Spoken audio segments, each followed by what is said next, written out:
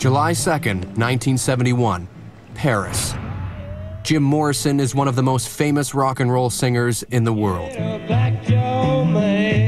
Quintessential American rock star. It's Jim Morrison. Jim had them unholy screams from the other side of the universe. He is also the ultimate sex symbol, the self-styled Lizard King. At that time, he was the most beautiful man in Hollywood and probably anywhere else on the planet. Every guy wanted to be him, and every girl wanted to go to bed with him. But he is a superstar at war with his own dark demons. He was saying, help me, help me. Nobody knew how to do it. Jim had a darkness in his writing, a darkness in his life. Soon, that darkness will finally consume him. This is the last 24 hours in the life of Jim Morrison.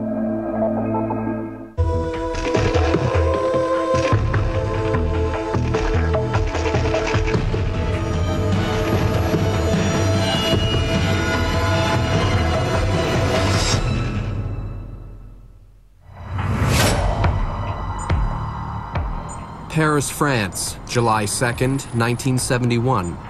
It's 5 a.m. and rock star Jim Morrison is fast asleep. He has been in Paris for the last 4 months, living in a neighborhood known as the Marais. And in just 24 hours, he will be dead. Morrison has sublet an apartment at 17 Rue Beautreillis. He currently shares it with Pamela Courson, who for the last 5 years has been his on-again, off-again girlfriend. Morrison has come here primarily to escape both the pressure of being a rock star and from the possibility of doing jail time in the US, where he has been charged with indecent exposure and public profanity. Jim Morrison is also in Paris in search of artistic inspiration. So when he went to Paris, it was the idea of here is a new place, a place for artists, a place I can work on my poetry. I mean, what better place to write poetry than in Paris? And I can explore new avenues of my thinking and, in his mind, I think, get himself together. Paris seems to have had a positive effect on Morrison. He looks healthier and happier than he has in years. But appearances are deceptive. Although he's only 27, years of drug and alcohol abuse have taken their toll. It's a far cry from 4 years earlier in 1967, when a spry Jim Morrison, accompanied by his band, The Doors, roared onto the music scene like an angry lion determined to conquer the world.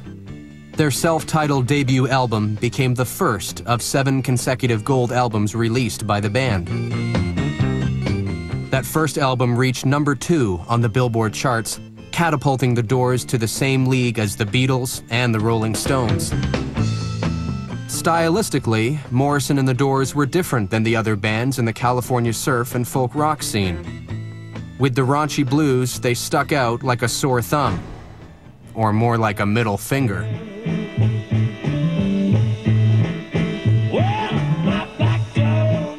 The band's road manager was Vince Traynor. You had to be there. It was electric, it was emotional, it was riveting, fascinating. The dynamics of a Doors performance simply swept you off your feet.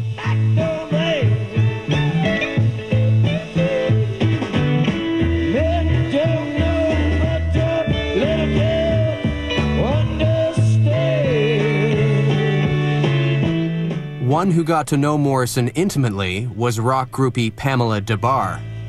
Never seen anything like it before. It was sensual, it was rude, it was naughty, and it was just so thrilling, really. The Doors were along those lines, bands that were clearly talented enough and adventurous enough that they did not necessarily follow someone else's formula. Some more, jazzy.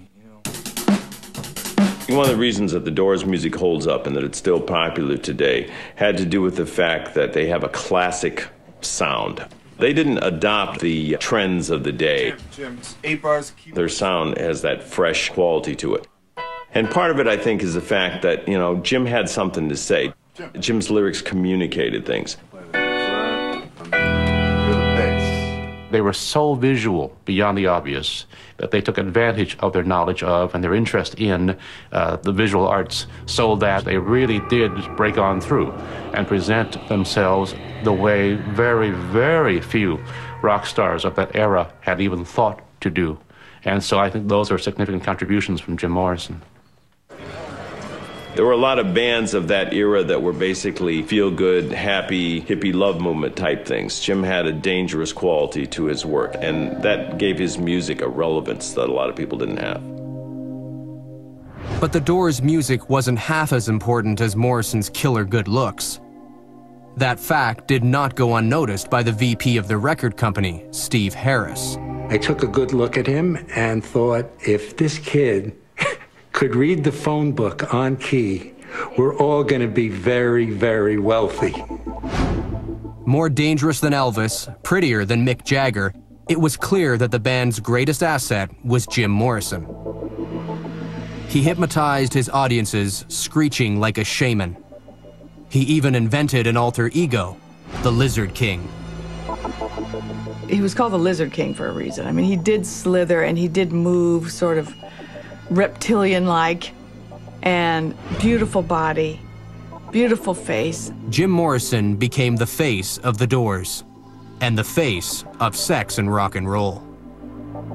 There was a shot that I named The Young Lion. He just looked magnificent in it, and it was used in the Village Voice. The Village Voice said, there is a new sex symbol now, and his name is Jim Morrison. But although he soaked up the attention, Morrison was unhappy with the focus placed solely on his looks. He saw himself as a writer first and a singer second, desperate to be taken seriously like his poet heroes. He didn't like the image of the sex symbol. He wanted to be seen as a philosopher, as somebody who could write poetry, who could deliver this poetry to a live audience and have their reaction. That's what Jim wanted. But what Jim wanted was not what he got.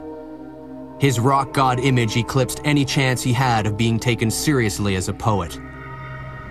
The failure of that dream would eventually chase him to Paris, and in 19 hours, will finally push him over the edge.